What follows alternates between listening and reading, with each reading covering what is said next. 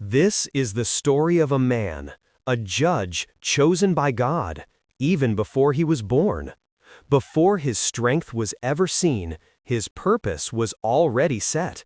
In a land ruled by enemies, he stood alone, not with armies, but with his bare hands. This is the story of Samson. Once again, the people of Israel turned away from the Lord.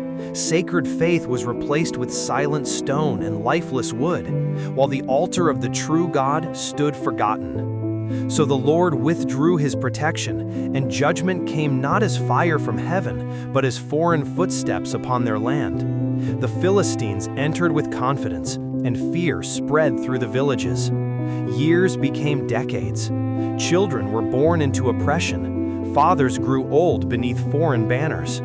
For 40 years, Israel suffered in silence, prayers fading, lamps burning low, until heaven waited for a people willing to return. In the quiet hills of Zorah stood the house of Manoah, simple and still, shaped by years of waiting. He and his wife lived in silence, childless, their hope worn but not dead. Then, in an open field, the angel of the Lord appeared, not in terror, but in holy authority. Fear seized the woman as a divine message was spoken. The child to be born would belong to God, set apart from the womb. Manoah prayed for understanding, trembling before heaven. And as fire consumed the sacrifice, the angel ascended in the flame, and they fell to the ground, knowing God had truly spoken. In time, a child was born, and they named him Samson, a gift promised by God. Wrapped in linen and held in quiet wonder, his life began under a sacred vow. His hair remained uncut, a sign that he belonged to the Lord. As he grew, Samson ran freely through the fields, stronger than other children, restless with unseen purpose. In his youth, the Spirit of the Lord began to stir within him, awakening strength beyond human measure. Even before his manhood, power revealed itself through his hands. And as he looked toward the land of the Philistines, the path of conflict awaited him.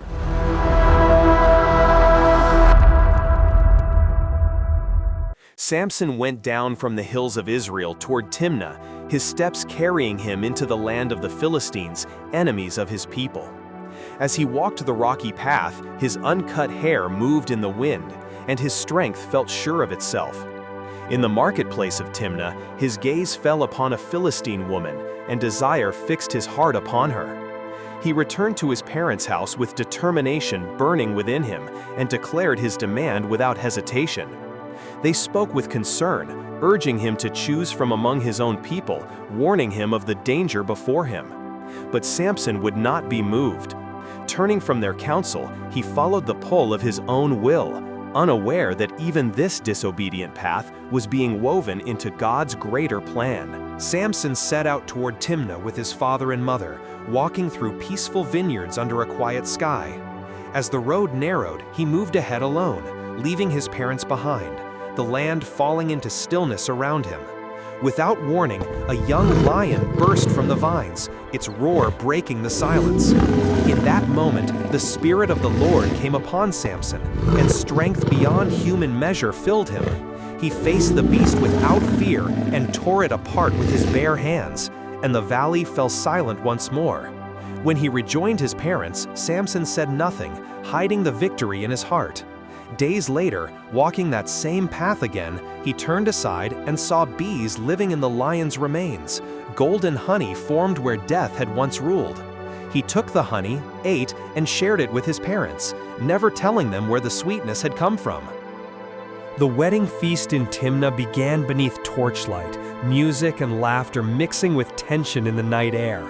30 Philistine men surrounded Samson, watching him closely, celebrating him, yet never trusting him.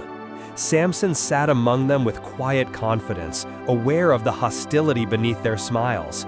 Then he rose and spoke, offering a riddle as a challenge, and the feast fell silent. Out of the eater came something to eat, and out of the strong came something sweet. The words confused them, stirring anger and suspicion as the days passed without an answer. Unable to solve it, the Philistines turned to Samson's wife, surrounding her with threats whispered in shadow. She wept before Samson, pleading day after day, wearing down his resolve until his strength gave way to weariness. At last, he revealed the answer in secret. She carried it to his enemies. On the seventh day, they returned with triumph in their voices, and Samson knew betrayal had entered his house. Turning from them, he answered with bitter fury, his heart hardened and the path of conflict sealed. Betrayal burned within Samson, and in the darkness outside Timnah, the Spirit of the Lord came upon him with fierce resolve. Alone, he went down toward Ashkelon, his steps steady, his purpose set. In the streets of the Philistine city, men walked carelessly under torchlight, unaware of the judgment drawing near. By morning, silence covered Ashkelon, garments scattered where confidence once stood. Samson gathered the fine clothing, not as cruelty, but as payment demanded by truth betrayed. He returned and placed the garments before the 30 men of the feast, their triumph stripped away in uneasy silence.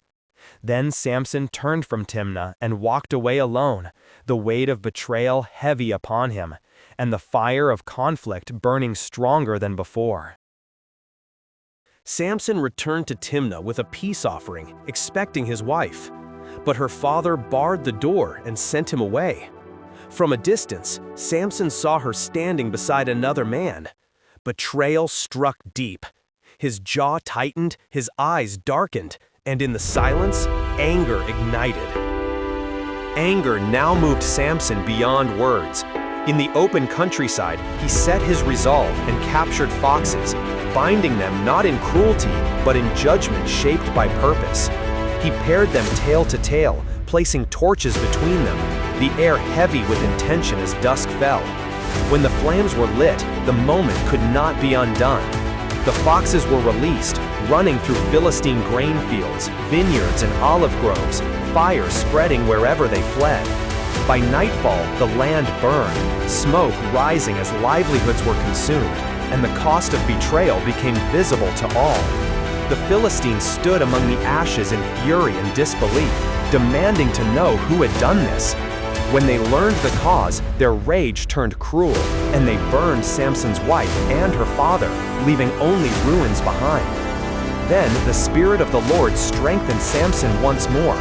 He struck them fiercely, delivering judgment for judgment, until the land fell silent again. And when it was finished, Samson withdrew alone to the rock of Etam, his anger cooling into resolve, waiting in solitude for what would come next. The Philistines marched into the land of Judah and set up their camp, their presence heavy with threat. Fear spread quickly among the people, and the men of Judah gathered in anxious council, knowing why the enemy had come. When confronted, the Philistines made their demand clear: Samson must be handed over. So 3,000 men of Judah set out at dawn toward the rock of Etam, their steps burdened by fear rather than faith. There sat Samson, calm and unafraid, watching his own people approach.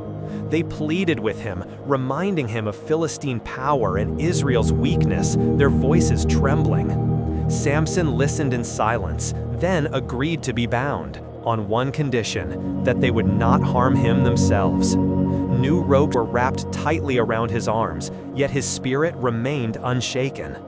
Bound by his brothers, Samson was led toward the Philistine camp, and Israel delivered its own deliverer into enemy hands. The Philistines shouted in triumph as they saw Samson bound before them, convinced their enemy was finally finished. But in the moment of mockery, the Spirit of the Lord rushed upon him, and strength surged through his body like fire. The ropes tightened around his arms, then snapped, falling useless to the ground. At his feet lay the fresh jawbone of a donkey, an unlikely weapon placed in his path. Samson seized it with fierce resolve and moved forward. And when the dust settled, the battlefield stood silent, victory written across the land. Raising the jawbone, he cried out in triumph, his voice echoing through the wilderness. Yet the strength that brought victory soon drained away, and Samson collapsed to his knees, parched beneath the burning sun. Lifting his face toward heaven, he cried out to God, knowing that triumph without mercy would mean death. Then the Lord opened a hollow place at Lehi, and water flowed forth. Samson drank, his strength restored, his life preserved by divine compassion. And from that day forward, he judged Israel, standing as God's deliverer for 20 years. Samson went down to Gaza at dusk, approaching the fortified city with confidence still resting upon him, though his path had begun to bend. He moved through the torchlit streets unguarded, choosing secrecy over wisdom, and entered a house that marked another step away from his calling. Word spread quickly. Whispers moved through the shadows as Philistine men learned that Samson was among them. They waited by the city gate, hiding in silence, planning to strike at dawn. But at midnight, Samson rose, sensing the danger before him. He walked calmly to the gates of Gaza, seized them with their posts, and tore them loose from the stone. Lifting the massive doors upon his shoulders, he carried them uphill toward Hebron, leaving the Philistines humiliated and his strength undeniable, even as his judgment continued to falter. In the fertile valley of Sorek, beauty and danger rested side by side. There, Delilah stood, watchful and composed, her calm hiding careful intent. Samson loved her, and in her presence, he laid aside caution and became unguarded. The lords of the Philistines came to Delilah in secret, placing silver before her and asking for the source of his strength. She turned to Samson with gentle words, pressing him for the truth. But he answered with deception, speaking of fresh bowstrings, and the trap was set. Hidden men waited in silence. When Delilah cried out, Samson rose, the bowstrings breaking like thread. Yet Delilah pressed him again, accusing and questioning, and he answered with another lie, speaking of new ropes. Once more the Philistines hid, and once more the ropes snapped at his strength. Still unsatisfied, Delilah pressed him a third time, and Samson, growing careless, spoke of weaving his snare. But again he stood free, his strength unchanged, and Delilah's frustration deepened, while the truth drew dangerously close. Delilah pressed Samson with accusation and wounded words, her voice heavy with emotion, her patience relentless. Day after day she returned, morning to night, wearing down his spirit with questions that never rested. Strength still lived in his body, but his resolve began to fail. Exhaustion settled upon him, and silence weighed heavier than chains. At last, Samson revealed his heart. He spoke of his vow, of hair never cut, of a life set apart for God alone. And as the truth left his lips, something sacred slipped away. Delilah signaled in secret, silver glinting behind her, and the Philistines drew near. Samson slept with his head upon her lap, trust unguarded, unaware that betrayal hovered above him. Quietly, deliberately, his hair was cut, strand by strand falling to the floor, the covenant broken without a cry. When Delilah called out, Samson rose as before, fists clenched, certain his strength would answer him, but the Lord had departed. Confusion overtook him, his body weakened, his power gone. The Philistines seized Samson, binding him in chains, leading him away in shame. Light faded from his eyes, and darkness became his world. The deliverer of Israel was marched into prison, humbled, broken, and bound. A mighty man reduced to silence, waiting in blindness for a mercy he no longer deserved. Blind and humbled, Samson labored in the prison of his enemies, grinding the millstone day after day as dust filled the air, and strength once used for victory was spent in silence. Yet in the slow rhythm of suffering, his hair began to grow again, and with it returned memory of a calling once broken and a God not yet finished. Above him, the Philistines prepared a great festival, lifting banners and voices to their God, celebrating the fall of Israel's deliverer as proof of their triumph. They brought Samson out for mockery, led by a child into a vast temple crowded with thousands, laughter echoing where dignity had been stripped away. Placed between the great pillars, Samson stood still, hands resting on cold stone, his head bowed beneath regret and reflection. Then he lifted his face and whispered a final prayer, not for freedom, not for life, but for strength one last time. Resolve returned as he leaned into the pillars, every breath an offering, every strain an act of faith. The foundations groaned, stones shifted, and the temple collapsed inward, dust and silence swallowing the celebration of the proud. When the noise faded, only ruins remained. Samson's family came through the broken stones and carried him home, laying him to rest in his father Manoah's tomb between Zorah and Eshtaol. And Israel remembered that in his death, Samson struck a greater blow against their enemies than he had in all his life. What can we learn from Samson's life? Samson was born strong. His strength was undeniable. Lions fell, armies scattered, but discipline was never automatic. Strength can defeat enemies, but discipline is what protects destiny. If these stories strengthen your faith and heart, walk with us further. Subscribe and be part of this journey. Samson won battle after battle, yet the most important battle was never fought on a field. It was fought within him. Victories outside cannot heal wars inside. Samson never fell to swords. He never fell to armies. He fell where he felt safe. Because destruction rarely arrives as an attack.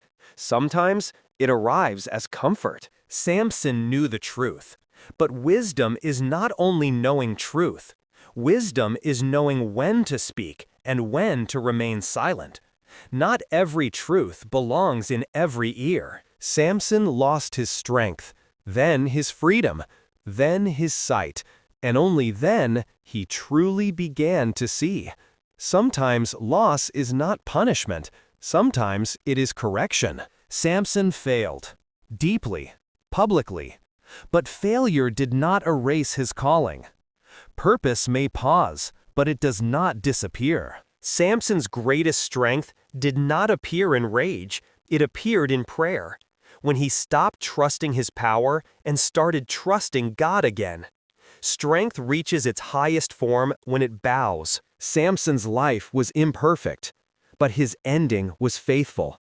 He did not finish proud. He finished surrendered. It is not how perfectly you live. It is how faithfully you finish. He defeated everything, except the one thing that mattered most, until the end.